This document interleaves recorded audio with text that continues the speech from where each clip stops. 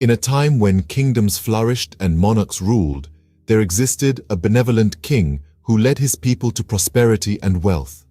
One day, he made a startling decision: to traverse his realm on foot, not atop a majestic steed or in a gilded carriage, but by foot, to mingle and converse with the people who held him in their hearts. The king's journey took him to lands far and wide, from historical landmarks to sacred pilgrimage sites. His subjects, residing in the farthest corners of the kingdom, reveled in the king's humility and kindness. Their hearts swelled with pride, knowing their ruler was not an aloof monarch, but a man of the people. Upon his return to the palace, the king was content.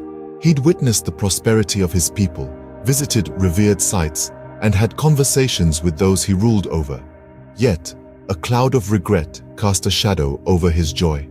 The journey had been harsh on his royal feet, subjecting them to the discomfort of the stony paths. He couldn't help but think about the pain his people must endure traveling these roads daily. In his concern, the king made an unprecedented order. He commanded his servants to cover the entire country's roads with leather to spare his people the discomfort he had experienced. His ministers, taken aback by such an extravagant and impractical command, were at a loss. The cost would be astronomical, and the slaughter of thousands of cows would be necessary. Amid the baffled whispers, a wise minister stepped forward with an alternative. He questioned the king. Rather than sheathing the roads with leather, wouldn't it be more prudent to fashion a piece of leather to cover your feet?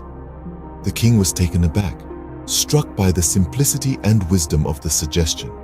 He commended the minister's insight and immediately ordered a pair of leather shoes for himself. Furthermore, he encouraged his subjects to follow suit. This tale is more than a simple story of a king's journey and the solution to his problem.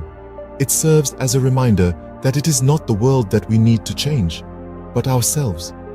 The king could have chosen to alter his entire kingdom, but instead, he adapted. The wisdom lies in understanding that we can't always change the circumstances, but we can change our approach.